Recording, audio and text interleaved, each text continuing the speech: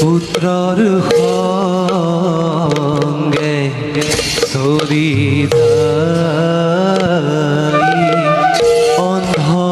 অন্ধমনি বর আরে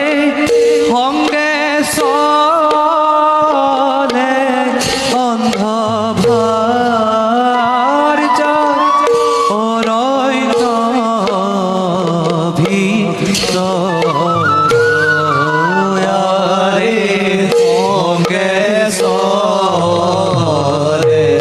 অন্ধভার